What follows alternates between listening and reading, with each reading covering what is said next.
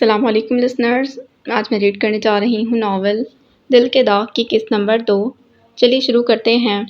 وہ اپنی ماں کے پیار پر دھیرے سے مسکرا دیا۔ جو حکم ابھی بھیج دیتا ہوں۔ اوکے، خدا حافظ۔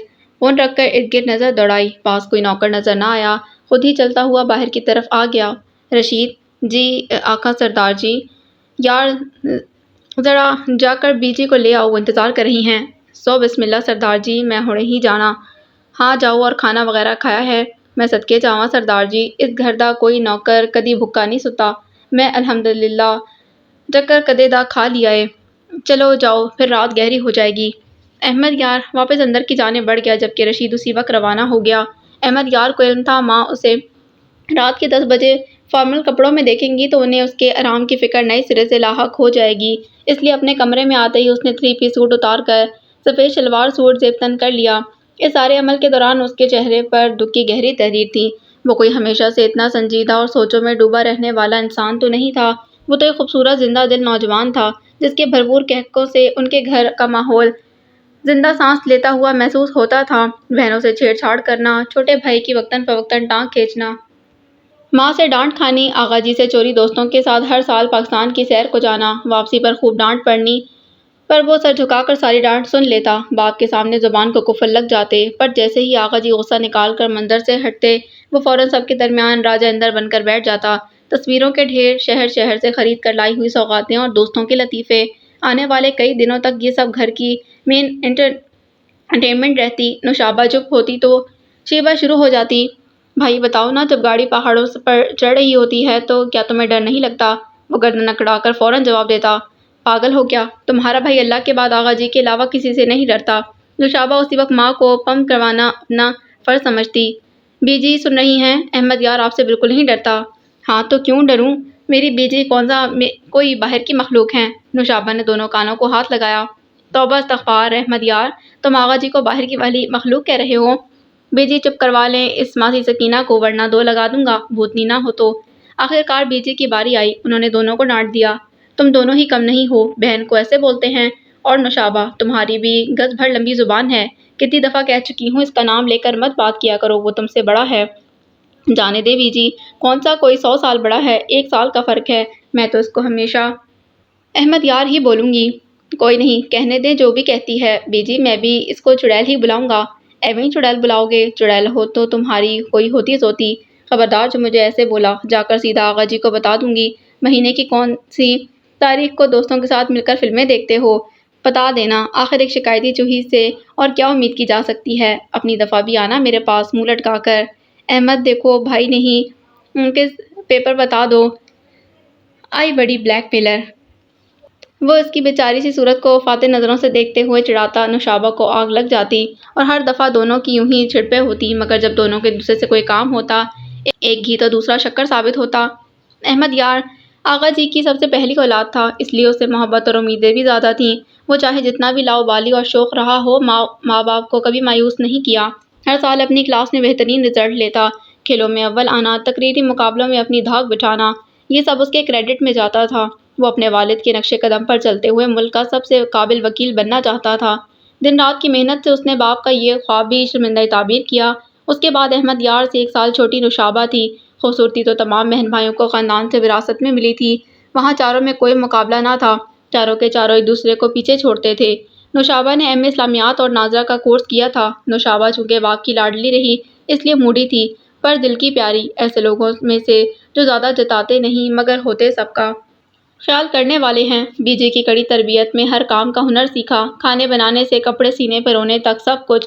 نوشابہ سے چھوٹی توشیبہ من موجی انسان، نرم لب و لہجے والی، سب سے پیاری، بھائیوں پر جان دینے والی، بہن کو اپنا رول ماڈل سمجھنے والی، چھوٹی چھوٹی باتوں پر رو دینے والی، بڑی سے بڑی ناراضگی ایک مسکراہٹ پر لوٹا دینے والی۔ نوشابہ کی رائے کے مطابق حد سے زیادہ کام چور بی جی کو مسکا لگا کر پیسے بٹورنے والی، کھانے پینے کی شوقین اور کھانا بنانے سے جان جاتی۔ ایم کام کے بعد تعلیم کو خیرباد کہہ دیا۔ نوشابہ اور احمد یار کی شادی ایک ساتھ ہوئی تھی، توشیبہ کی 4 سال بعد برادری میں ہی اچھا رشتہ مل جانے پر کر دی۔ اب صرف محمد یار ہی رہتا تھا جو اپنی تعلیم مکمل کرنے کے بعد باپ کی بنائی ہوئی لاء فرم میں والد اور بڑے بھائی کے ساتھ ہی ایک وکیل کی حیثیت سے پریکٹس کر رہا تھا۔ دروازے پر دستک دیکھ کر ایک 10 سالہ لڑکا اندر آیا تھا۔ احمد یار نے نظر اٹھا کر اپنی کاربن کاپی اپنے بیٹے کو اپنے سامنے دیکھا تو چہرے پر حد درجہ نرمی چھانے کے ساتھ آنکھوں میں چمک بڑھ گئی۔ پاپا، میں نے آپ کو ڈسٹرب تو نہیں کیا؟ ارے نہیں غازی، آؤ بیٹھو۔ وہ خود ابھی آفس سے آیا تھا۔ بی جی نے ملازمہ کے ہاتھ چائے اس کے کمرے میں ہی بھجوا دی تھی۔ اس وقت چائے پیتے ہوئے CNN دیکھ رہا تھا۔ وہ آ کر باپ کے ساتھ صوفے پر بیٹھ گیا۔ چائے پیو گے؟ غازی نے نفی میں سر ہلایا۔ نہیں، آپ پئیں، میں دودھ پی کر آ رہا ہوں۔ ہاں، کیک ضرور کھاؤں گا۔ اچھا ٹھہرو، میں تمہیں نکال دیتا ہوں۔ احمد یار نے آلمنڈ کیک کا سلائس کاٹ کر ایک پلیٹ میں ڈالنے کے بعد بیٹے کی جانب بڑھایا، جسے اس نے تھام لیا، ساتھ ہی بولا، میں نے ہیومن باڈی کے بارے میں کچھ فیکٹس پڑھے ہیں، آپ کے ساتھ شیئر کروں؟ اس نے پر امید نظروں سے باپ کے چہرے کو دیکھا۔ احمد یار دھیرے سے مسکرایا، پر غازی کے چہرے پر ہمیشہ کی طرح آج بھی امید اور نا امیدی ایک ساتھ دیکھ کر دل اداس بھی ہوا۔ وہ اس بات کا راز بھی جانتا تھا، اس لیے ہمیشہ کی طرح پوری دلچسپی سے بیٹے کی طرف رخ کر کے بیٹھتے ہوئے بولا، غازی تم جانتے نہیں کیا، مجھے تمہارے منہ سے مختلف قسم کی معلومات سن کر کتنا مزہ آتا ہے۔ میں خود تو سائنس کا اسٹوڈنٹ نہیں تھا، مگر میں یہ ضرور کہوں گا کہ تم جیسے اچھے استاد نے مجھے سائنس کے بارے میں بہت کچھ سکھایا ہے۔ جلدی سے بتاؤ آج کیا نیا پڑھا؟ غازی کے چہرے پر بڑی سی مسکراہٹ پھیل گئی۔ تھینکس پاپا، آپ کو پتہ ہے ہر جاندار ہزاروں کروڑوں خلیوں کا مجموعہ ہے۔ خلیوں کی بنیادی 2 اقسام ہیں، حیوانی خلیے اور نباتاتی خلیے۔ انسانی جسم حیوانی خلیوں سے مل کر بنا ہے۔ ہر ایک جسمانی اعضاء جیسے دل، گردہ، جگر ہزاروں خلیوں سے مل کر بنتے ہیں۔ احمد کی ساری توجہ خود پر محسوس کرتے غازی بڑے جوش سے بتا رہا تھا، میں نے جن خاص خلیوں کے بارے میں آج سیکھا وہ ہمارے خون کے خلیے ہیں، جو کہ 3 قسم کے ہیں، سفید خلیے، سرخ خلیے اور پلیٹلیٹس۔ یہ تینوں قسم کے خلیے ایک گدلے سے پانی میں تیرتے ہیں جس کو پلازما کہتے ہیں۔ اور پاپا، ہمارے خون کا رنگ سرخ خلیوں کی وجہ سے نہیں ہے، بلکہ سرخ خلیے جو آکسیجن کو اپنے اندر جذب کر کے ہمارے سارے جسم کو آکسیجن پہنچاتے ہیں، اس آکسیجن کی وجہ سے ہی ان کو سرخ رنگ ملتا ہے۔ پاپا، ان کی شیپ گول ہوتی ہے، یہ اسپنج کے جیسے ہوتے ہیں، کسی بہت تنگ نالی سے گزرتے ہیں، یہ اپنی ساکھ بدل کر گزر جاتے ہیں۔ احمد نے سوال کیا تاکہ بیٹے کو یقین ہو سکے کہ باپ واقعی سن رہا ہے۔ غازی، سفید خلیوں کا ہمارے جسم میں کیا کردار ہے؟ پاپا، بہت ہی حیران کن، سفید خلیے ہمارے جسم کی فوج ہیں جو 24 گھنٹے بارڈر پر پہرا دیتے ہیں۔ احمد یار کو ہنسی آ گئی۔ غازی، تمہارا مطلب ہے کہ ہمارے جسم میں بھی سرحدوں کی رکھوالی کو جرأت مند جوان موجود ہیں؟ غازی نے بھی ہنسی میں باپ کا ساتھ دیتے سر اس بات میں ہلایا۔ یہ سچ ہے پاپا، بنیادی طور پر یہ ہمارا امیون سسٹم رن کرتے ہیں۔ کوئی چھوٹے سے چھوٹا بیکٹیریا جسم میں چلا جائے، یہ سسٹم کو ہائی الرٹ کر دیتے ہیں، اور پاپا ان کے کمانڈوز کا دستہ جا کر نئے آنے والے مہمان کو چاروں طرف سے گھیر لیتا ہے۔ جدھر جدھر جراثیم جاتا ہے گارڈز اس کا پیچھا کرتے ہیں، ساتھ میں پوری انویسٹیگیشن کی رپورٹ بنا کر ہیڈ کوارٹر بھجوا دی جاتی ہے، جہاں پر دشمن کی طاقت کے برابر ہتھیار سے لیس جوان جن کو اینٹی باڈیز بولتے ہیں وہ جسم کو نیست و نابود کر دیتے ہیں۔ احمد واقعی حیران ہوا تھا۔ تو غازی، اس کا مطلب یہ ہوا اگر ہمارے جسم میں سفید خلیے مطلوبہ مقدار سے کم ہو جاتے ہیں تو بیماریاں آسانی سے ہمیں یرغمال بنا سکتی ہیں۔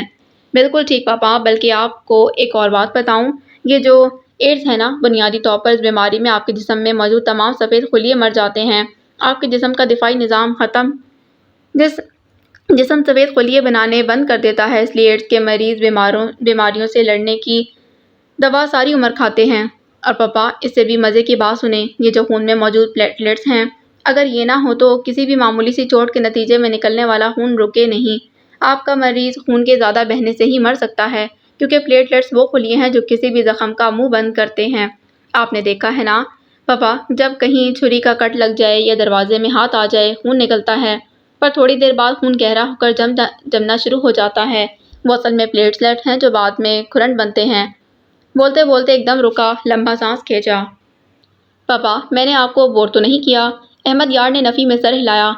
بور نہیں غازی، میں تو ہر دفعہ تمہاری باتیں سن کر بڑا فخر محسوس کرتا ہوں، اور جانتے ہو جو بھی تم مجھے اپنے چاچو یا آغا جی کو بتاتے ہو، جب آفس میں ہم لوگ بات کرتے ہیں تو ہمارے کلائنٹس حیران ہوتے ہیں، وہ ماننے پر تیار نہیں ہوتے کہ تم سے 10 سال کے ہو، تب آغا جی بڑے فخر سے کہتے ہیں، میرا غازی جب تک 19-20 سال کا ہوگا اس نے ساری سائنس کھنگال لینی ہے، کیونکہ وہ ہر وقت سائنس میں سر دیے نظر آتا ہے۔ آغا جی تو ہیں ہی سویٹ ہارٹ، وہ میرے سے بہت پیار کرتے ہیں، آپ کو پتہ ہوگا جب آخری دفعہ 7 لوگ آئے تھے، آغا جی بولے 7 چلو تمہارا اور غازی کا مقابلہ ہو، تو نوشابہ پھپھو نے منع کر دیا، وہ بولیں آغا جی ہم سب جانتے ہیں غازی آپ کا ببر شیر ہے، اور میرا 7 چھوٹا سانڈے مارنے والا طوطا سعد کو اپنی امی کی بات بہت بے عزتی والی لگی۔ احمد یار ہنستے ہوئے بولا، تمہاری پھوپھی کو بھی تو ایسی بات نہیں کرنی چاہیے تھی۔ سعد کو غصہ تو آنا ہی تھا، آخر کار وہ ہر سال اپنی کلاس میں ٹاپ پر آتا ہے۔ آپ کو علم ہے کہ سعد بڑا ہو کر اقوام متحدہ میں جاب کرنا چاہتا ہے؟ احمد نے بھویں اوپر اٹھاتے کہا۔ واؤ، یہ تو بڑی اچھی بات ہے، اور تم کیا بننا چاہتے ہو؟ پاپا، ابھی صرف اتنا جانتا ہوں کہ میں وکیل نہیں بننے والا، شاید سائنسدان بنوں۔ احمد بیٹے کی بات پر خوش بھی ہوا اور حیران بھی، دیر تک ہنستا رہا۔ سورج ڈھلنے کی پوری تیاری کر کے اپنا ساز و سامان باندھ کر تمام عالم کو الوداعی نظروں سے دیکھ رہا تھا۔ بچھڑنے کے پل اتنے بے رحم ہوتے ہیں، ان کے اندر ایک خوف کنڈلی مار کر بیٹھا ہوتا ہے جو دل کو سچائی کے ڈنگ مار کر لہولہان کر دیتا ہے۔ کیا ہوگا جو روشنی کبھی واپس نہ آئی؟ سورج اور واپسی کا راستہ بھول کر نئے ملک و نگر کو نکل گیا تو پھر کیا آنے والا کل قسمت میں لکھا جا چکا ہے یا نہیں؟ کوئی یہ نہیں پوچھتا کہ کیا گزرا ہوا کل میرا تھا یا نہیں، کیونکہ جو گزر گیا ہوتا ہے امید اس سے نہیں باندھی جاتی، امید ہمیشہ آنے والے کل سے لگائی جاتی ہے۔ ساتھ ہی انسان کے دل میں رب یہ خیال اجاگر کر دیتا ہے جو اس نے کلام پاک میں لکھ رکھا ہے، تمام ستارے سیارے اپنے اپنے مقرر کیے گئے مداروں میں گھومتے ہیں جو اللہ نے ان کے لیے مقرر کر رکھے ہیں۔ ان میں سے کسی کی اتنی ہمت نہیں کہ وہ اللہ کے طے کردہ حد کو پھلانگ سکے۔ یہ وعدہ یاد آتے ہی انسان پھر سے امید کی ڈوری ہاتھ میں مضبوطی سے تھام کر سارے دن کا تھکا ہارا رات کو بستر پر لیٹ کر آنکھیں موند لیتا ہے۔ اس کو علم ہے اگر بااختیار نے وعدہ کیا ہے تو کوئی طاقت ایسی ہے ہی نہیں جو اس کو اس عمل سے روک سکے، وہ اپنا وعدہ پورا کر کے رہے گا۔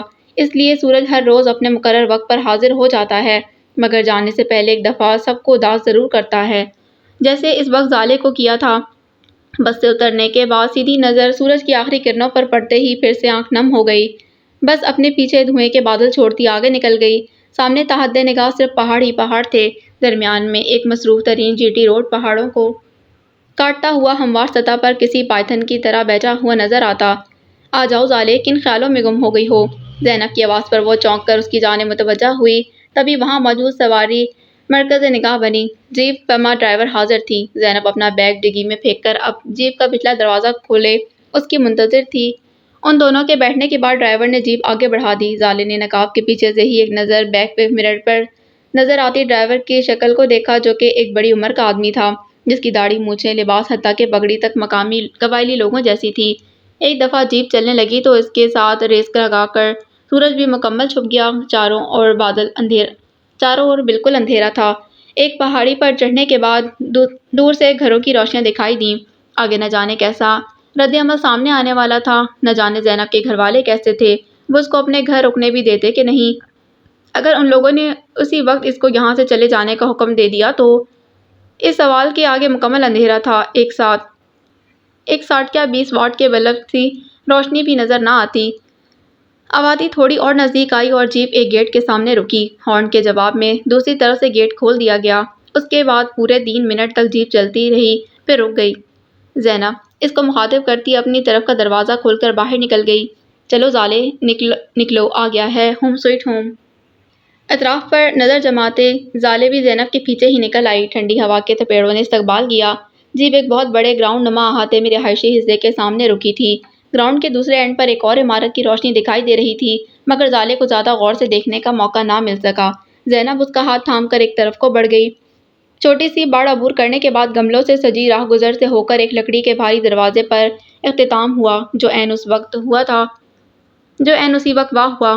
ان کے سامنے ایک سفید بالوں کو سفید ہی دوپٹے میں چھپائے، سرخ اور سفید نورانی چہرے پر بڑی گرمجوشی اور خوش آمدید کہتی مسکراہٹ لیے ایک ہستی موجود تھی۔ زینب سیکنڈ کے 1000ویں حصے میں دادی شہزادی کہہ کر ان کے ساتھ لپٹ گئی۔ جھٹ پٹ ان کے کتنے ہی بوسے لے ڈالے۔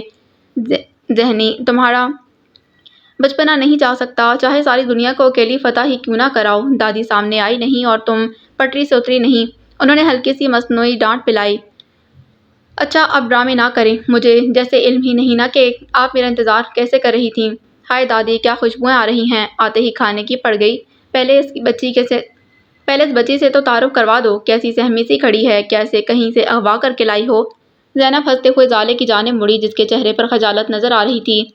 ارے زالے پریشان نہیں ہونا، دادی ایسے ہی جھونک مارتی ہیں، ادھر کیوں کھڑی ہو، اندر آؤ نا، دادی سے ملو۔ جھجکنے کی ضرورت نہیں ہے، اپنی ہی دادی سمجھو۔ پھر دادی سے مخاطب ہوئی، شہزادی جی، یہ میری نئی دوست ہے، بڑی پکی ٹریٹ قسم کی آپ کی مہمان ہے، اس کی خدمت کے معاملے میں کوئی شکایت نہ آئے۔ دیکھ رہی ہیں نا کیسا چڑی کا بورڈ لگ رہی ہے۔ دادی نے کچھ کہے بغیر اسے بھی ویسے ہی ساتھ لگا کر پیار کیا جیسے زینب کو کیا تھا۔ چلو تم دونوں منہ ہاتھ دھو کر آؤ، کھانا بالکل تیار ہے، میں نازلی سے کہتی ہوں کھانا لگا دیتی ہے۔ دادی کے کہنے پر زینب یس سر کا سلیوٹ مار کر زالے کو اپنے ساتھ لیے اپنے کمرے کی جانب بڑھ گئی۔ کمرے کا دروازہ بند ہوتے ہی زالے بول اٹھی، تم نے اپنی دادی سے جھوٹ کیوں بولا؟ اچھا تو کیا آتے ہی دادی کو دروازے میں کھڑے ہو کر تمہاری سوانح عمری سنانے بیٹھ جاتی؟ اور فکر نہ کرو، جیسے تمہاری شکل 12 بجا رہی ہے، بہت جلد دیکھنے والے خود ہی تفتیش کرنے بیٹھ جائیں گے۔ بولنے کے ساتھ ساتھ اس کے ہاتھ پیر بھی چل رہے تھے۔ عبایا اتار کر بیڈ پر پھینکنے کے بعد جاگرز اتارے، اسی طرح لاپرواہی سے پھینک دیے۔ اب اس کا رخ کمرے میں موجود واحد الماری کی جانب تھا، جسے کھولنے اور جائزہ لینے کے بعد 2 ہینگر نکال کر بیڈ پر پھینکے۔ ابھی ان کو یہی بتانا بہتر لگا کہ تم میری دوست ہو، آج آرام کرو، کل پرسوں تک حل نکالتے ہیں، مگر پہلے بہت زیادہ سوچ بچار کرنی پڑے گی، جو کہ خالی پیٹ ناممکن ہے۔ یہ ان میں سے جو جوڑا پورا آتا ہے پہنو، میں بھی منہ ہاتھ دھو کر کپڑے بدل لوں۔ دادی انتظار کے معاملے میں بہت بری ہیں۔ دوسرا لالا 1 نمبر وقت گھڑی کی سوئیوں پر چلنے والا، عین وقت پر موجود ہوگا۔ جلدی کرو، یہاں کھڑی اب میرا منہ کیا دیکھ رہی ہو؟ زینب کے ڈپٹنے پر وہ کسی روبوٹ کی طرح اس کی ہدایت پر عمل پیرا ہوئی۔ اس دفعہ اس نے زینب کے کھلے سے گھیر والی گہرے سبز اور مہندی رنگ کے امتزاج والی فراق پہن لی۔ ادھر نہ کہنے کی گنجائش ہی نہ تھی، کیونکہ جو کپڑے وہ آتے وقت پہن کر آئی تھی وہ بس، اور اس کے بعد شیشے گری جیب کی مہربانی سے اس وقت گرد و غبار میں اٹا ہوا تھا۔ جب تک زینب واپس کمرے میں آئی، زالے حلیہ تبدیل کیے چہرے پر پریشانی لیے بیڈ پر بیٹھی کچھ سوچ رہی تھی۔ وہ اندر آتے ہی چڑھ دوڑی۔ اب اس وقت مراقبے میں کیا تک بنتی ہے اور سوچ کیا رہی ہو؟ کون سا ایسا نیشنل سیکیورٹی کا مسئلہ تمہیں درپیش ہو گیا جو کھانے کے بعد تک کا انتظار نہیں کر سکتا؟ زالے نے بیچاری سی صورت بنا کر اسے دیکھا، جو پیلے رنگ کے سوٹ میں چمک رہی تھی۔ وہ میں سوچ رہی تھی کیا انہی جوتوں میں باہر جاؤں؟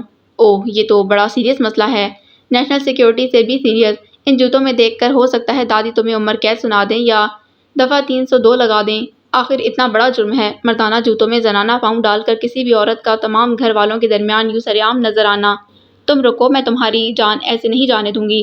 زالے کو ہکا بکا چھوڑ کر جا کر ایک عدد زنانہ جوتے کی جوڑی لے آئی، لا کر زالے کے سامنے فرش پر پٹکی۔ چلو پہنو اور آؤ میرے ساتھ۔ قسم سے کھانے کی خوشبو نے پیٹ میں ویسا حال کر دیا ہے جیسا ڈگ بیٹنی دیکھ کر بچوں کا ہوتا ہے، بالکل ویسے ہی چوہے میرے پیٹ میں دھمال ڈال رہے ہیں۔ زالے چاہ کر بھی نہ کہہ پائی، جو دوپہر میں اتنا کھایا تھا وہ ہضم بھی ہو گیا۔ راہداری سے گزر کر دونوں آگے پیچھے چلتی ہوئی ایک بڑے سے کمرے میں داخل ہوئیں، جو کہ دیکھنے میں ہی باورچی خانہ معلوم ہو رہا تھا، مگر روایتی قسم کے باورچی خانے سے کسی حد تک مختلف۔ Electrical cooking range system fix تھا۔ ایک طرف دیوار کے ساتھ پوری دیوار کی لمبائی پر شیلف بنے ہوئے تھے، جو کہ تھے بھی صرف زمین کے ساتھ۔ سیلنگ والی سائڈ پر کچھ بھی نہ سیٹ کیا گیا تھا۔ درمیان میں ٹیبل کے ساتھ کے لمبے دراز بنائے گئے تھے، جس پر سنک بھی فکس تھا۔ اس کی لمبائی شیلف سے تھوڑی کم ہی تھی۔ اس کے ایک سائڈ پر کرسیاں سیٹ کر کے ڈائننگ کی شکل دی گئی تھی۔ دوسری سائڈ کی دیوار میں آتش دان تھا جس میں اس وقت بھی لکڑیاں جل رہی تھیں، جس کی وجہ سے کمرہ بڑا پرسکون محسوس ہوا۔ مالوک جان، کیا بارات گھر پر نہیں؟ ڈائننگ کی کرسی کھینچ کر زالے کو بیٹھنے کا اشارہ کرتے زینب نے اپنی دادی سے سوال بھی پوچھا، جو کہ ادھر ہی ایک کرسی پر تشریف فرما تھیں۔ زالے کے پلے صرف اتنا پڑا کہ وہ کسی کی گھر پر موجودگی کا سوال کر رہی ہے۔ دادی نے کھانے کی ڈش خاص زالے کے سامنے رکھتے ہوئے جواب دیا، کل سے اسلام آباد گیا ہوا ہے، صبح تک پہنچ جائے گا۔ تمر بیٹی کھانا شروع کرو۔ چلے مالوک، دے دیا نا ثبوت کہ اب آپ بوڑھی ہو گئی ہو۔ اس کا نام سمر نہیں زالے ہے۔ اچھا بھئی، زالے یا سمر جو بھی ہو، بیٹی کھانا شروع کرو۔ کسی چیز کی ضرورت ہو بلا جھجک کہہ دینا۔ زالے ان کے خلوص بھرے انداز پر سر اس بات میں نہ ہلا سکی۔ میز پر خوش رنگ اور شکل اور کئی اقسام کا کھانا موجود تھا۔ زینب کسی قحط زدہ بھوکے کی مانند کھانے پر ٹوٹ چکی تھی اور ارد گرد سے بے نیاز ہو کر بریانی کے اوپر ڈھیر سارا رائتہ ڈال کر کسی بھی چمچ کانٹے کے بغیر انگلیوں سے ہی مزے لے کر کھانے لگی۔ زالے نے تھوڑا سا سالن نکالا اور آدھا نان اٹھا کر کھانے لگی۔ یہ الگ بات بھوک بالکل بھی محسوس نہ ہو رہی تھی، پر آدھا نان ختم ہونے پر اس کے ہاتھ خود بخود دوبارہ سے قیمہ مٹر کے سالن کی جانب بڑھ گئے۔ اس آدھے نان کے بعد وہ ایک پورا نان اور کھا گئی۔ میٹھے میں فروٹ ٹرائفل رکھا تھا، مگر پیٹ میں گنجائش نہ رہی۔ دادی اپنا دلیہ ختم کرنے کے بعد ملازمہ کو قہوہ بنانے کا بولتے اس کی جانب متوجہ ہوئی۔ ارے بچے، تم نے کچھ لیا ہی نہیں ہے، یہ میٹھا لو نا، چاول نکال دوں؟ نہیں دادی جی، میں بس اتنا ہی کھاؤں گی، بلکہ کافی زیادہ کھا گئی ہوں۔ یہ قیمہ بہت مزے کا بنا ہوا ہے، ورنہ مجھے تو اتنے کی بھی بھوک نہیں تھی۔ فروٹ رائفل سے پورا انصاف کرتی ہوئی زینب نے اس کو ملامتی نظروں سے دیکھا۔ تکلف میں رہ کر ہمارا نہیں اپنا نقصان کرو گی۔ کھل کر کھاؤ، جم کر کھاؤ تاکہ دماغ کی فرقی تیز ہو، بھولے ہوئے نام یاد آئیں، زندگی آسان ہو۔ زینب بولے جا رہی تھی جس پر زالے کا ایک رنگ آ رہا تھا، ایک جا رہا تھا، کیونکہ دادی الجھی نظروں سے زینب کو ہی دیکھ رہی تھیں۔ زینی کیا بولے جا رہی ہو؟ زینب نے کہکا لگایا۔ کچھ نہیں، بس ایک فلم دیکھی تھی، اس کے ڈائیلاگز یاد آ گئے، میں اس کو کمرے میں لے جا رہی ہوں۔ آج چونکہ نوابزادہ صاحب موجود نہیں، اس شاداب موقع سے میں بھرپور فائدہ اٹھاتے جی بھر کر سونا چاہتی ہوں، لہٰذا میری کوئی ملاقات آئے، میری دادی سمیت ان کو بتایا جائے کہ میڈم جی آج دن چڑھے تک سونے کا پروگرام رکھتی ہیں، کیونکہ ایسی شاندار عیاشی کے موقع اللہ کم ہی دیتا ہے۔ دادی کو سب علم تھا، اس کی تقریر کا سارا مقصد واضح تھا، اس لیے جانے دیا، بلکہ کہا جاؤ جا کر آرام کرو، میں گرم دودھ کمرے میں بھجوا دوں گی۔ سنک سے ہاتھ دھونے کے بعد دونوں ہی کچن میں نکل گئیں۔ جس راہداری نما گلی سے ہو کر وہ کچن تک آئی تھیں، باہر نکلنے پر زینب نے مخالف سمت کا راستہ اپنایا۔ گلی میں کمروں کے دروازے بھی نظر آ رہے تھے، پر گلی کا اختتام کھلے صحن میں ہوا۔ باہر آتے ہی اس دفعہ پھر ٹھنڈ نے استقبال کیا۔ تم تو کہہ رہی تھی کہ کمرے میں جا رہی ہو، پھر باہر ٹھنڈ میں کیوں آئے ہیں؟ زینب کے چہل قدمی کرتے قدم رکے۔ ایک تو تم یہ کھانے کے بعد باہر نکل کر تھوڑی ہوا کھانا اس گھر کے مکینوں کی بڑی بیکار سی قسم کی عادت ہے، دوسرا میں سوچ رہی ہوں۔ کیا سوچ رہی ہو؟ زالے نے چادر اچھے سے لپیٹی، کھلے بال ہوا کے ساتھ ٹھٹھلیاں کرنے لگے۔ مدھم روشنی میں بھی زینب کو اس کے چہرے پر زردی صاف نظر آئی تھی۔ کچھ سوچتے ہوئے اس نے پوچھا، تمہارا کیا خیال ہے؟ مجھے نعمان بھائی کو بلا کر ساری تفصیل سے آگاہ کر کے پوچھنا چاہیے کہ ان کے علم میں تمہارے شوہر کے حلیے کا کوئی آدمی ہے۔ مجھے تو یہ نہیں پتا کہ جس کو تم اپنا نعمان بھائی بول رہی ہو وہ کون ہے، اور اس کو کیسے کوئی علم ہوگا۔ ارے بھائی، وہ اس گھر میں رہتے ہیں اس وقت، مین مالک تو ادھر کے وہی ہیں، ہو سکتا ہے وہ کوئی حل نکال دیں۔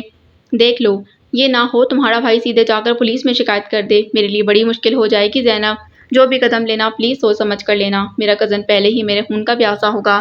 زینب نے ہاتھ اٹھا کر روکا، گوہر اب دوبارہ کزن وزن کا نام مت لینا، دادی کے کان بہت پتلے ہیں، سوالوں کے یہ انبار لگا دیں گی۔ میرا نام گوہر نہیں زالے ہے، ادھر بلوچی میں گوہر بہن کو کہتے ہیں، بالوگ دادی اماں کو اور براست بھائی کو کہتے ہیں۔ اچھا، تبھی کچن میں مجھے تمہاری بات سمجھ نہیں آئی۔ زالے کی بات پر زینب نے سر اس بات میں ہلایا اور کچھ سوچتی ہوئی بولی، زالے، ایک حل نکل سکتا ہے، سب سے یہ کہہ دیتے ہیں تم گاؤں کے سرکاری اسکول میں استانی بھرتی ہو کر آئی ہو، اس سے یہ ہوگا کہ ایک تو تمہارے بارے میں کوئی زیادہ سوال جواب نہیں کرے گا، دوسرا فائدہ یہ ہے کہ جب تک تمہارا بگوڑا شوہر کہیں سے نکل نہیں آتا تم آرام سے ہمارے گھر رہتی رہنا، اگر ادھر نہ چاہو تب بھی لڑکیوں کے ہاسٹل میں بآسانی جگہ نکل آئے گی۔ لڑکیوں کا ہاسٹل تو شہر میں ہوگا؟ نہیں بھائی، ادھر ہی اپنے گاؤں میں ہے، جو عمارت گھر سے پہلے راستے میں آئی تھی، وہ ایک پرائیویٹ کالج ہے، میرا بھائی اس کا پرنسپل ہے، یہاں ہمارے علاقے میں دور دور سے لڑکیاں ادھر پڑھنے آتی ہیں، خاص کر ان لوگوں کے لیے آئیڈیل ہے جو یا تو بچیوں کو دور بھیجتے ڈرتے ہیں یا ماحول پسند نہیں۔ کالج تو ہیں مگر معیار کا کوئی بھی نہیں، اب تو 5 سال ہو گئے ہیں، تعداد بھی کافی بن چکی ہے۔ ایک ایڈوانٹیج یہ بھی ہے کہ یہ کالج آرمی کے انڈر ہے، اس لیے بھی لوگ پسند کرتے ہیں۔ دونوں کا رخ واپس اندر کی جانب تھا۔ زالے اس کو سنتے ہوئے خاموشی سے چلتی رہی۔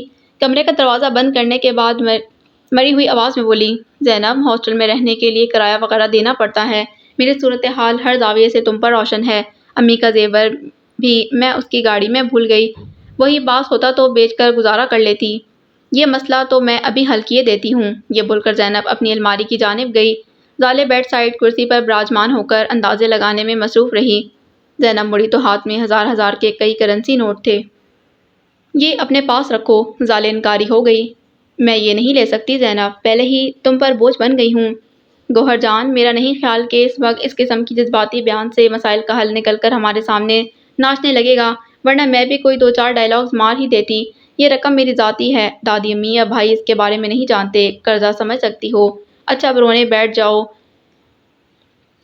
میں یہاں دل و جان سے راتوں رات کوئی حل نکالنے کے بارے میں سوچ کر ہلکان ہوتی ہوں، تم آرام سے بیٹھ کر آنسو بہاؤ، ایک دفعہ وہ الو کا پچا ہاتھ لگ جائے نا جو تمہیں یوں الو بنا گیا ہے۔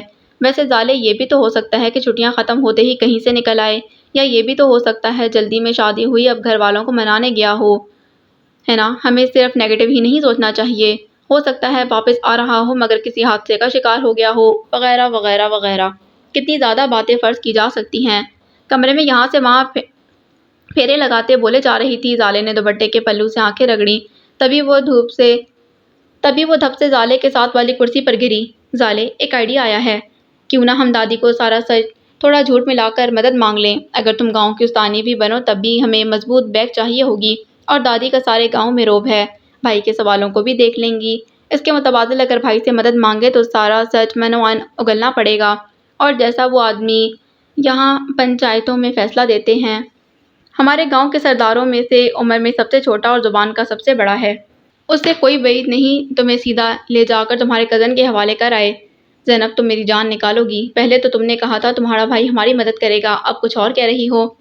ارے گوہر جان، انسان کو تو ہر پہلو سے سوچنا چاہیے، ایویں اندھا دھند قدم نہیں اٹھانا چاہیے۔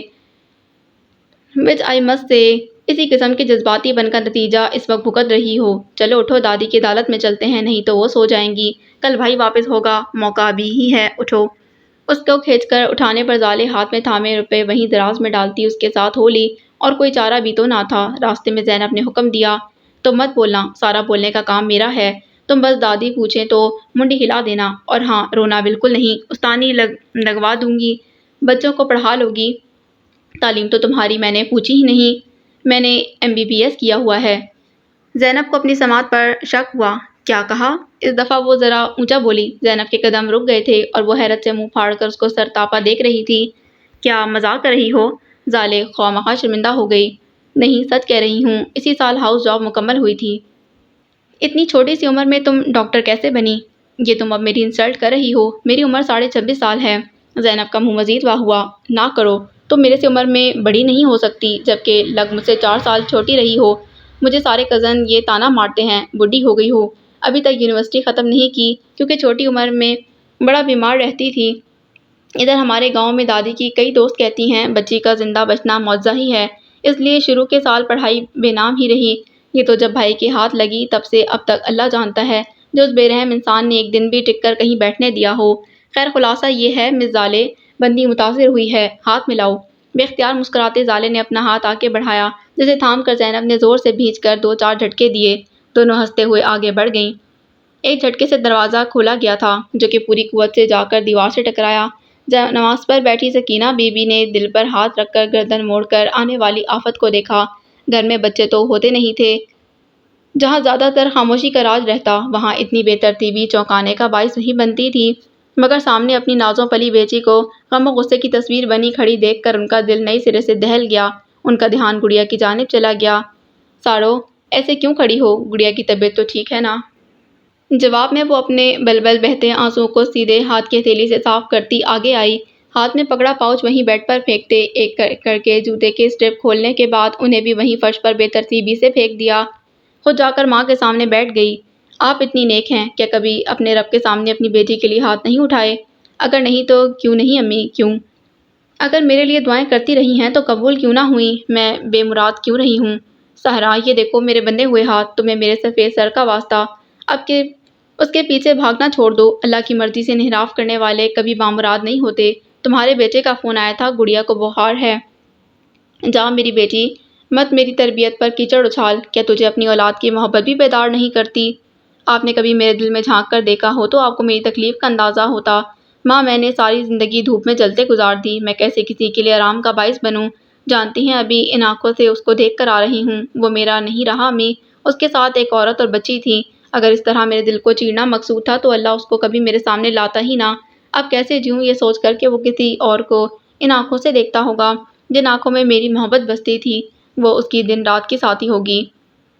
استغفر اللہ بول ساحرہ، استغفر اللہ، تو شادی شدہ عورت ہے، تیرے بچے ہیں، تیرا وجود سر سے پیر تک تیرے شوہر کی ملکیت ہے۔ اچھی بیوی نہیں بنی ہو، اچھی ماں نہیں بنی، پر اچھی بندی ہی بن جاؤ۔ وہ منافقوں کو پسند نہیں کرتا، ان کے لیے اس پر بڑا نچلا درجہ قائم کر رکھا ہے۔ بے ایمانوں کو وہ پسند نہیں کرتا، جو دوسروں کی امانت کے امین نہ ہوں۔ وہ کامل ایمان والے کیسے ہو سکتے ہیں؟ بندہ بندے سے وفاداری نہ کرے، ساحرہ پر رب سے تو بے وفائی نہ کرے۔ مجھے یہ روک دے کر قبر میں مت اتارنا میری بیٹی، میرا خون میرا دودھ پی کر بڑی ہونے والی، ایمان کے ادنا درجے سے بھی خارج رہی ماں دین کی بات تب دل تک جاتی ہے اگر پیٹ بھرا ہوا ہو اور دل کھلا ہو۔ نہیں سارو، صرف بنجر زمین پر ہریالی نہیں اگتی، باقی تو سخت سے سخت پہاڑ پر بھی دھول مٹی جمع ہو کر بیٹھ جائے تو کچھ نہ کچھ جھاڑیاں ہی صحیح پر اگ جاتی ہیں۔ کیا تو ان پتھروں سے بھی گئی گزری ہے؟ مجھے یہ سمجھ نہیں آ رہی کہ وہ آج اچانک اتنے سالوں بعد میرے سامنے آ گیا، تب کیوں نہ ملا جب میں اس کی تلاش میں گلیوں گلیوں خاک چھانتی رہی۔ جینے مرنے کے وعدے میرے ساتھ کر کے آج کسی اور کا شوہر کیسے بن گیا؟ پر یہ میری غلط فہمی بھی تو ہو سکتی ہے۔ ہو سکتا ہے وہ کوئی رشتہ دار وغیرہ ہو، مجھے اس سے رابطہ کرنا چاہیے۔ ابھی اس کی بات پوری نہ ہوئی تھی کہ سکینہ بی نے ایک زوردار تھپڑ بیٹی کے گال پر جڑ دیا۔ خبردار جو تو نے اپنے پرانے کرتوت دوبارہ سے شروع کیے۔ جس خاندان کی تو بہو ہے وہ لوگ تجھے زندہ زمین میں گاڑ دیں گے۔ اگر تیرے باپ کو علم ہوا تو وہ بھی اب کی دفعہ تجھے دوسرا موقع نہیں دے گا۔ اپنے قدموں کو برائی کی طرف جانے سے تو پچھلے 10 سالوں سے نہیں روک پائی۔ تیرا شہزادے جیسا بیٹا ہے۔ ارے کیسی نابینی ہے تو! تجھے ہیرے کی ہی پہچان نہیں۔ تو ایک ماں ہے، ایک بیوی ہے، تو کیسے کسی غیر مرد کے عشق میں آہیں بھرتی ہے؟ بے غیرت! ماں باپ کے بڑھاپے کا ہی خیال کر لے۔ میں اکیلی تم سب کا خیال کروں؟ باپ کا، بھائی کا، ماں کا، شوہر کا، اولاد کا؟ تم لوگوں پر کچھ فرض نہیں؟ میں یہاں دن رات جل رہی ہوں۔ میں نے محبت کی ہے، گناہ تو نہیں کیا۔ مجھ سے مت لڑیں کہ میں اپنے شوہر اور بچوں کے بجائے کسی اور سے محبت کیوں کرتی ہوں، بلکہ اپنے اللہ سے لڑیں۔ اس نے کیوں میرے دل میں ان لوگوں کی محبت ڈال ہی نہیں دی؟ میرے شوہر کی شکل دیکھ کر مجھے قے آتی ہے، حالانکہ وہ ایسا مرد ہے، گاڑی میں جا رہے ہوں تو سڑک پر عورتیں لڑکیاں مڑ مڑ کر اس کو دیکھ رہی ہوتی ہیں، پر مجھے اس کی شکل سے گھن آتی ہے۔ اس میں میرا تو کوئی قصور نہیں جو میرے دل میں اس کی کوئی جگہ نہ بن سکی۔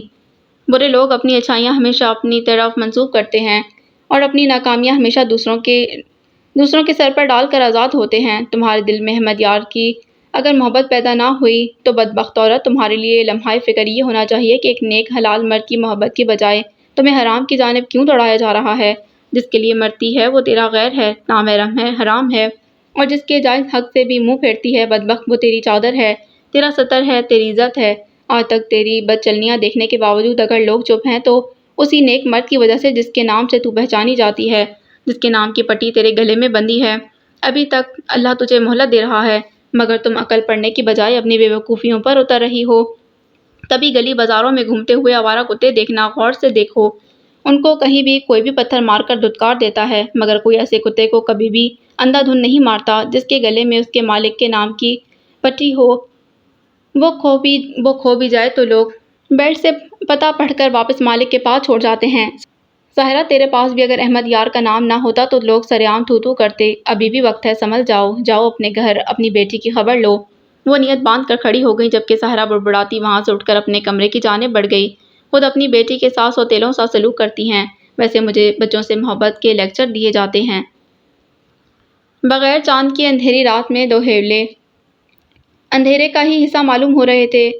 ہوا رکی ہوئی تھی، سردی ہونے کے باوجود فضا میں ایک بوجھل پن تھا۔ ایسا لگتا جیسے اندھیرا بھی انسان کے گناہوں پر پردے ڈال ڈال کر تھک گیا ہو، اب کسی ہارے ہوئے بوڑھے کی طرح تھک کر اونگ گیا ہو۔ یہ غیر گنجان آباد علاقہ تھا، ہر طرف کھیت ہی کھیت تھے جن میں تیار کھڑی فصل ماحول کو مزید خوفناک بنانے کا باعث بن رہی تھی۔ وہیں کھیتوں کے درمیان ایک کوٹھری جو کہ کسی وقت میں پانی والی موٹر کے طور پر استعمال ہوتی رہی ہوگی، اس وقت وہاں کوئی موٹر نہ تھی بلکہ 3 افراد موجود تھے، 2 بھاری جسموں اور ایک کرخ شکل والے آدمی جن میں سے ایک دیوار کے پاس بچھی چارپائی پر بیٹھا اکیلا ہی تاش کھیل رہا تھا، دوسرا فرش پر بچھی چٹائی پر بیٹھ کر اپنے فون پر ریڈیو سیٹ کرنے کی کوشش میں تھا۔ دونوں کے پاس اسلحہ موجود تھا۔ کمرے کے دائیں کونے میں کھڑکی کے ساتھ فرش پر ایک نوجوان اس حالت میں بیٹھا ہوا تھا، اس کی آنکھوں پر کالی پٹی بندھی تھی، کپڑے انتہائی گرد آلود، دونوں ہاتھوں اور پیروں کی رسیوں کی مدد سے اس قدر مضبوطی سے باندھا گیا تھا، رسیوں کے نیچے کی جلد بری طرح سے متاثر ہوئی تھی جس سے خون رس رہا تھا۔ کمرے کے بائیں جانب کچھ خالی برتن موندے پڑے تھے۔ اچانک خاموشی کا سینہ چیر کر ایک گولی سرسراتی کھڑکی کے راستے اندر آئی اور جو چارپائی پر تاش کھیل رہا تھا اس کا کھیل ہمیشہ کے لیے بند کر گئی۔ اس دوران دوسرا آدمی فوراً اپنی بندوق کی جانب لپکا، بوکھلاہٹ میں کمرے کا دروازہ کھول کر باہر نکلتے ہی خوف سے اندھا دھند ہر سمت فائر کرنے لگا۔ اس بار بھی کسی انجان سمت سے آنے والی گولی نے ہر طرف دوبارہ سے خاموشی پھیلا دی۔ 10-20 سیکنڈ تک 2 دراز قامت کالے لباسوں والے نقاب پوش مرد کمرے میں داخل ہوئے۔ ایک الرٹ پوزیشن میں دروازے سے باہر کی جانب رخ کر کے کھڑا ہو گیا، جبکہ دوسرے کمرے کا سارا جائزہ لینے کے بعد اپنا پسٹل ہولڈر میں واپس لگا کر زمین پر موجود شخص کے سامنے جھکا جو کہ اپنا سر گھٹنوں میں چھپا کر خوف کے مارے باقاعدہ کانپ رہا تھا۔ نقاب پوش نے اپنی پتلون کی پچھلی جیب میں سے ایک تصویر برآمد کی۔ تصویر والا آدمی اور سامنے موجود ٹارگٹ ایک ہی انسان تھا۔ اس کے بعد ایک مضبوط مردانہ لب و لہجہ آواز میں پوچھا، جناب کیا آپ کا نام ظہیر احمد ہے؟ پروفیسر ظہیر احمد؟ جی میں ہی ہوں، پلیز مجھے چھوڑ دو، میں نے کوئی قصور نہیں کیا، مجھے مت مارو۔ نقاب پوش نے اپنی پنڈلی کے ساتھ بندھا چاقو نکال کر پھرتی سے ظہیر احمد کے ہاتھ اور پاؤں کی رسیاں کاٹنے کے بعد آنکھوں کی پٹی بھی کھول دی، کندھے پر ہاتھ رکھ کر تسلی دی۔ تب تک دور سے پولیس کے سائرن سنائی دینے لگے۔ فکر کی کوئی بات نہیں پروفیسر صاحب، آپ بالکل محفوظ ہیں، ابھی 2 منٹ بعد پولیس والے پہنچ جائیں گے، ان کے ساتھ ہمارا آدمی ہوگا، اس کا نام بلال ہے، وہ آپ کو آگے خیریت سے آپ کے گھر تک پہنچا کر آئے گا، اللہ حافظ۔ اتنی بات کر کے نقاب پوش اپنی جگہ سے اٹھا اور اپنے ساتھی کے پیچھے باہر نکل گیا۔ جب تک پروفیسر کی ساری بات سمجھ میں آئی وہ دونوں اندھیرے کا حصہ بن کر غائب ہو چکے تھے۔ پولیس کی 2 گاڑیاں پورے 2 منٹ بعد آ گئیں۔ نقاب پوش ہٹ چکے تھے، بھاری بوٹ مٹی میں نشان چھوڑتے ہوئے ایک سمت میں آگے بڑھتے جا رہے تھے۔ پارٹنر، ہم موقع واردات سے 500 میٹر دور آ چکے ہیں، ٹارگٹ کامیابی سے حاصل ہوا ہے، اس لیے براہ کرم تم اپنی بندوق پر گرفٹ ڈھیلی کر سکتے ہو۔ یس سر۔ وہ جو آگے چل رہا تھا گہرا سانس کھینچ کر رہ گیا، اعصاب ایک دم ڈھیلے پڑ گئے، ہتھیار پر سے اپنی گرفٹ ہٹا لی، جبکہ اس کا باس ہنستے ہوئے گنے کے کھیت سے میں گھس گیا تھا، جس پر ماتحت کو سخت ناگواری ہوئی۔ اظہار کرنے سے چونکا نہیں، یہ جو آپ کی حرکتیں ہیں کسی دن ہمیں مروائیں گی۔ کھیت کے اندر سے حرکت کے ساتھ ساتھ ایک سوال آیا، صاحبزادے کبھی ہائی الرٹ موڈ سے باہر نکل کر دیکھو، زندگی اصل میں بڑی خوبصورت ہے۔ مجھے علم ہے جی کس قدر خوبصورت ہے، اور اگر ابھی دشمنوں کے مزید کوئی آدمی یہاں آگے پیچھے چھپے ہوئے تو زندگی مزید حسین ہونے کے امکانات انتہائی اجاگر ہیں۔ یار ان لوگوں کا سارا گروہ تو پکڑوا چکے ہو، باس بھی مارا گیا ہے، سانپ کو مکمل طور پر کچلا جا چکا ہے، اس لیے چھوڑو فکر دنیا کی اور لو یہ گنا کھاؤ۔ ایک تو میں سخت عاجز ہو چکا ہوں، ہر دفعہ کسی مشن پر نہ جانے یہ آم کے پیڑ، امرود، جامن اور آج یہ گنے کہاں سے آپ کو خوشبو آ جاتی ہے۔ بھئی تم ہوئے جلے سڑے مزاج کے آدمی، تمہیں سوائے بارود کے اور کسی چیز کی خوشبو آتی ہی نہیں۔ ویسے ایک بات بتاؤ، وہ خود پگڈنڈی پر اس دفعہ اس کے آگے چل رہے تھے جو کہ تھوڑی دیر پہلے والی کو بھلا کر گنا کھا رہا تھا۔ یہ جو لاہور والی خبروں کے مطابق وہاں سے تم ایک لڑکی سمیت فرار ہوئے تھے، وہ لڑکی کدھر ہے؟ میری سمجھ سے باہر ہے، آپ کیا پوچھ رہے ہیں؟ کمال ہے، کیا تم خبریں نہیں دیکھتے سنتے؟ یار ایک منسٹر کے بیٹے کو اس کی شادی والے روز جب وہ باتھ روم گیا کسی زہریلی چیز نے ڈس لیا، جسم پر کسی قسم کا کوئی نشان نہیں پایا گیا، مگر زہر اس قدر تیز تھا بندہ موقع پر ہی مر گیا۔ منسٹر صاحب نیم پاگل ہو گئے ہیں۔ مزے کی بات یہ ہے کہ دولہا مر گیا پر دلہن بھی غائب ہے۔ کچھ تجزیہ نگاروں کا یہ بھی کہنا ہے جب دولہا مر گیا تو دلہن کو وہاں سے ہٹانا نہیں چاہیے تھا۔ اب سارا واقعہ ایک ایکسیڈنٹ کی بجائے ایک کرائم سین بن گیا ہے۔ کئی ٹی وی چینلز بھی یہ کہہ رہے ہیں لڑکی نے اپنے شناسہ کے ساتھ فرار ہونے سے پہلے اپنے کزن اور ہونے والے شوہر کو زہر دیا ہے۔ سر آپ کی اینڈ والی بات بوگس ہے، میں خبروں پر گہری نظر رکھے ہوئے ہوں، کہیں بھی کسی چینل پر بھی لڑکی کا ذکر نہیں آیا۔ لڑکی غائب ہوئی یا نہیں یہ بات خاندان والوں نے باہر لیک ہونے نہیں دی ہے، اور جہاں تک رہی لڑکی کو غائب کر کے کرائم سین بنانے والی بات تو سر ایسا سوچ کر ہی سمجھ گیا تھا تاکہ اس کے باپ کو علم ہو سکے 15 سال پہلے کیا گیا وعدہ پورا کیا جا چکا ہے۔ تم یہ بھول گئے کہ ہم لوگ اب ذاتیات کے لیے لڑنا چھوڑ چکے ہیں۔ ہاں مگر پرانے قرض سر پر لے کر پھرنا مجھے پسند نہیں سر، میری زندگی کا مقصد یہ انتقام تھا۔ الحمدللہ اب میں سرخ روح ہوں۔ اس لڑکی کو کہاں چھوڑا ہے، اس کا مستقبل کیا ہوگا؟ ایک بات تو پکی ہو گئی کہ آپ میری جاسوسی کرنا بند نہیں کر سکتے۔ دیکھو یار یہ کام اپنا جینا مرنا اوڑھنا بچھونا ہے، کبھی بند نہیں ہو سکتا۔ سر کم از کم میری زندگی میں تھوڑی سی پرائیویسی تو رہنے دیں، آپ کے سامنے تو اب ننگا پن سا محسوس ہوتا ہے، میرے ہر کام کی آپ کو خبر ہو جاتی ہے۔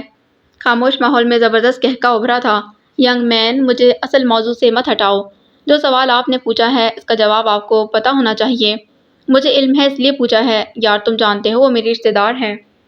میں جانتا ہوں مگر میرے لیے یہ بات کوئی اہمیت نہیں رکھتی۔ کیا میں جان سکتا ہوں تم نے اپنے دشمن کی بیٹی سے شادی کیوں کی؟ کیا اس سے بدلہ لوگے؟ تھوڑی دیر خاموشی چھائی۔ میں نے شادی نہیں نکاح کیا ہے، اور نہیں میں نے کسی انتقامی جذبے کے تحت یہ کام نہیں کیا، نہ ہی میں عورت سے بدلہ لینے کو اچھا سمجھتا ہوں۔ تم دوہرا معیار نہیں اپنا رہے، تم نے اپنی زندگی میں ایک عورت سے انتقام لیا تھا اور بڑا ہی سخت بدلہ لیا تھا۔ پھر خاموشی کا وقفہ ہوا۔ وہ عورت میری قصوروار تھی، یہ عورت بے قصور ہے، اس لیے تم اس کو مرنے کے لیے ایک بند گھر میں چھوڑ کر فرار ہوئے۔ اب وہ وہاں نہیں ہے، تمہیں کیسے علم ہوا؟ سر آپ کو اپنا سوال تھوڑا بے وقوفانہ نہیں لگ رہا؟ ظاہری بات ہے مجھے بھی ویسے ہی علم ہے جیسے آپ کو ایک ڈیٹیل کا پتہ ہے۔ کیا یہ تمہارا پلان تھا؟ جی نہیں، میرا پلان اس کو واپس لاہور اس کے گھر چھوڑ کر آنے کا تھا، مگر اس لڑکی کے درمیان میں آنے کی وجہ سے چوپٹ ہو گیا۔ اگر یہ تمہارا پلان تھا تو پھر اچھا ہوا کہ وہ لڑکی اس کو اپنے ساتھ لے گئی، مگر آگے کیا ہونا ہے؟